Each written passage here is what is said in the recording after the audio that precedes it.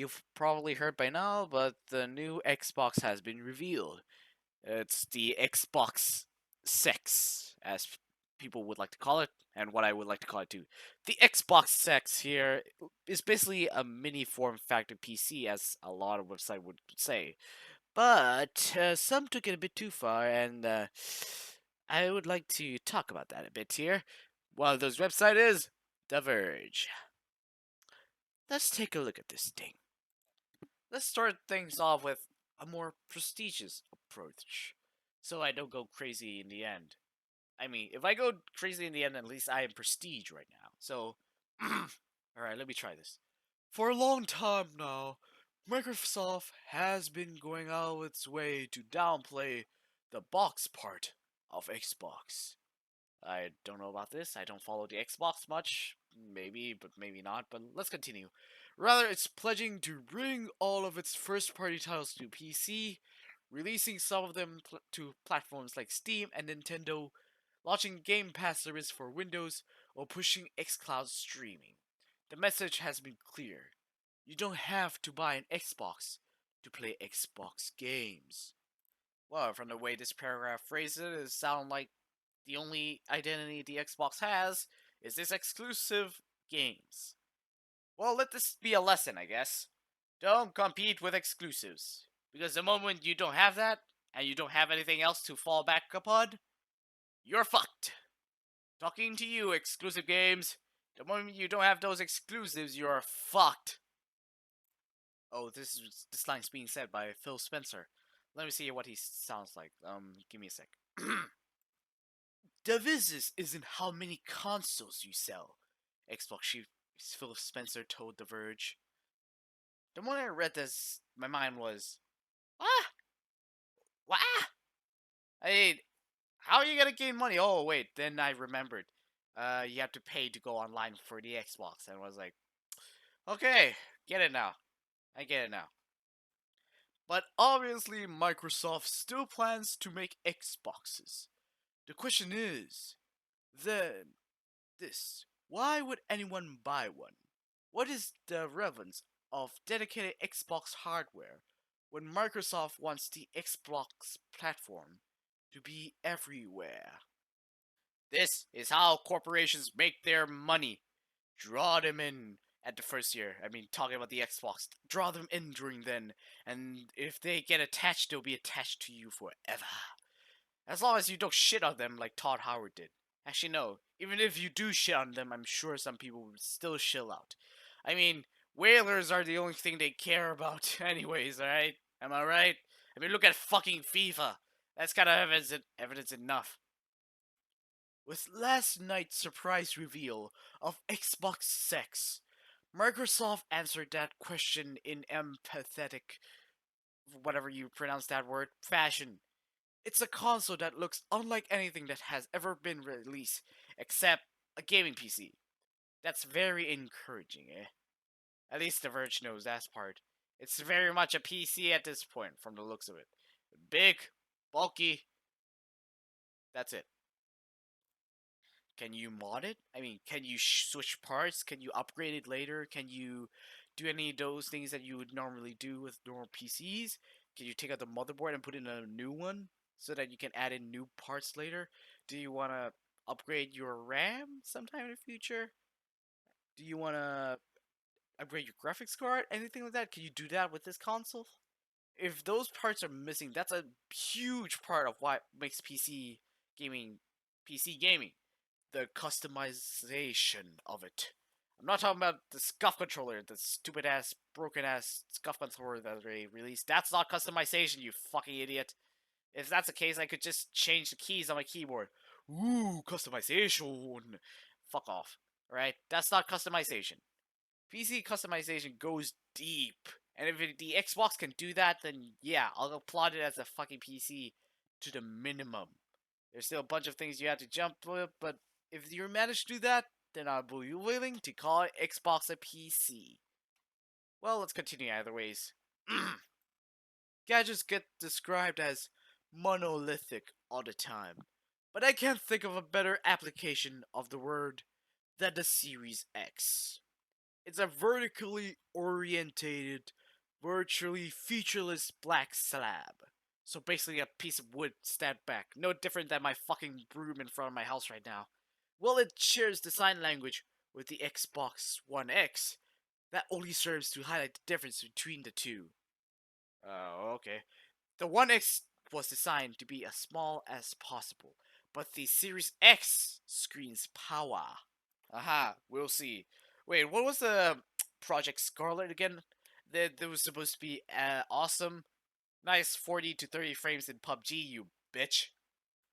With its chunky prismatic frame, the Series X feels like it won't be constrained in any physical dimension. I mean, depends. Can you fit a few fans? Can you have a nice flowing airflow inside your case? If it doesn't, then, well, it's still physically constrained. It's reminiscent of compact gaming PCs like the Corsair 1. It has drawbacks. Even in horizontal orientation, it definitely won't fit in my TV cabinet. That's a huge problem, I guess. But the advantage is that Microsoft now has a lot more thermal headroom to play with than ever before.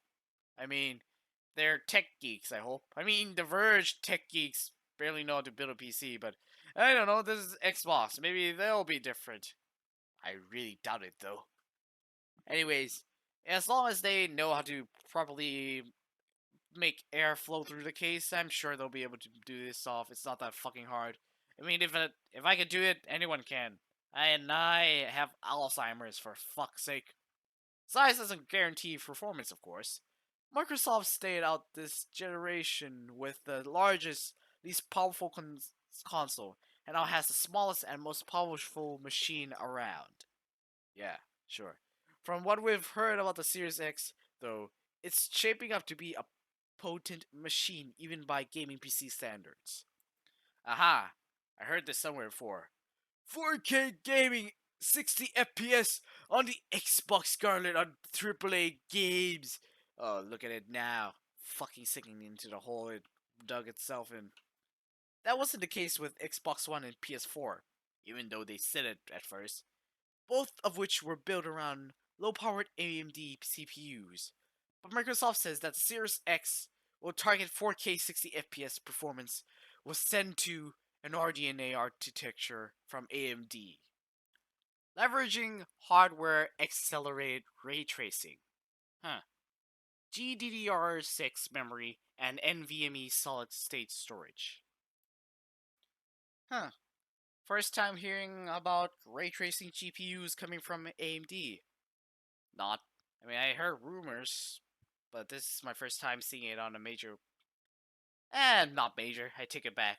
Yeah, still rumors, I guess. It could be cool if it actually happens, but I have no confirmation, nor can I base it on anything. So, could only hope, I guess. GDDR6 and NVMe SSD. Cool. That's all I have to say. Cool. Alright. Um, it's a basic computer now. Cool. Zen 2, though. That is interesting.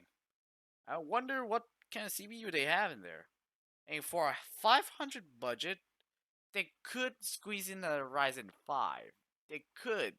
But if that's the case in GPU, I don't know what they're gonna use. I mean, actually no, it's probably gonna be a CPU heavy build.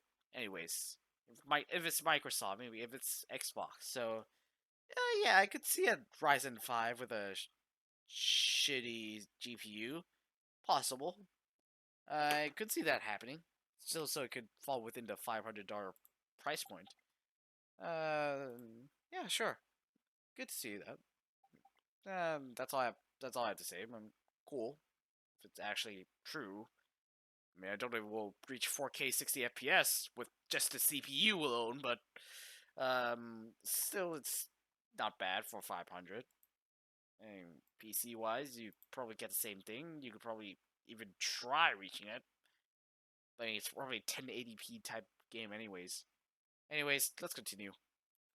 Spencer tells GameSpot that the Series X will offer around 4 times more CPU performance the Xbox One and twice as much GPU power as the Xbox One X. GPU, I find it hard to believe. I mean, if they're going with Zen 2, they'll probably go with Ryzen 3 if they're gonna squeeze in a lot more GPU value. Though, 2 times of the first Xbox One, not that huge of a bar to jump anyways, so, uh, yeah, I can see that happening. I can see that happening, but believing it? Yeah, not really. I mean, I have trust issues anyways.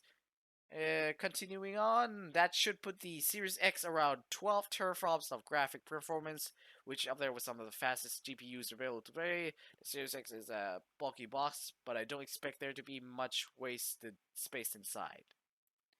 This here, I find skeptical. I mean, you're saying it's up there with the fucking 2080 Ti? I doubt AMD even has a GPU that competes with that at a good price, at the same price range, at the same performance.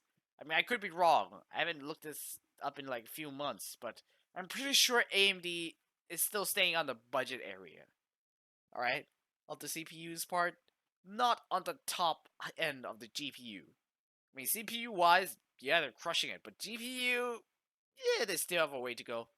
So I find this really hard to believe that the AMD GPU is going to compete with the top one, especially on a $500 budget. If that's what this one is aiming for, anyways.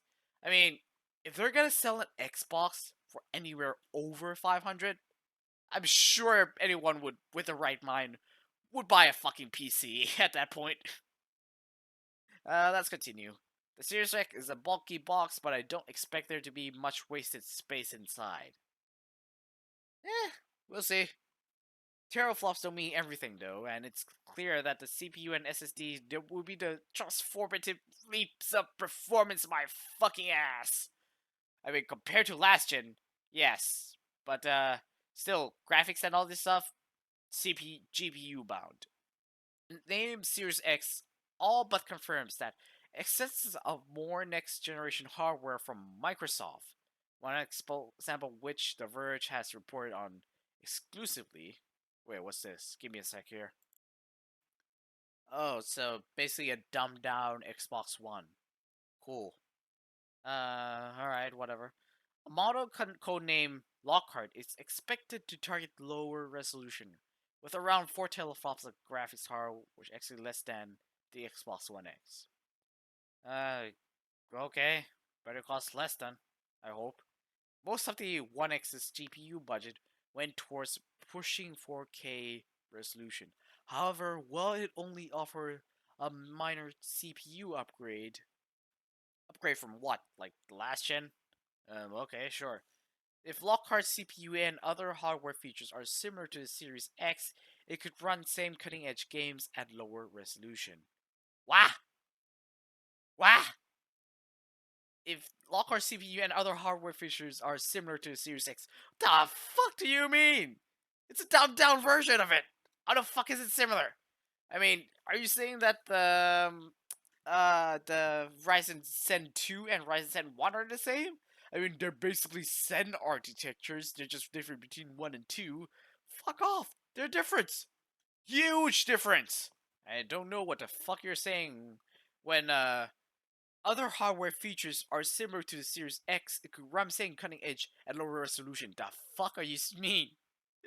I have no fucking clue what you're trying to say. Rather, the Xbox One X CPU would be able to keep up with the next gen software. On the other hand, developers are likely to produce separate Xbox One PS4 and Series X PS5 versions of games for the foreseeable future. Halo Infinite to be one such example. Congratulations! This is how having a game modified for a certain console is bad. Oh wow! Like they had to four programmers. They had to program for two separate consoles. I wonder how hard it is. But still, poor little programmers. I feel ya, man. Well, I guess that's enough ranting for one day. I mean, I'm experimenting with a new video format. I'm not really writing scripts. I'm not doing hard edits. I'm not doing much. I'm just casually posting a video. I probably took like less than a day to make this video. But the last few videos I always do takes like a week. So I want to test this out. It's a few fun. I mean, not so much fun. It's just me ranting to the moon with a bunch of random facts I know, and well, random facts I even don't know even. So, yeah, I guess this is the end of the video. Thanks for watching. Anything else? Yeah, I think that's all. Right, later.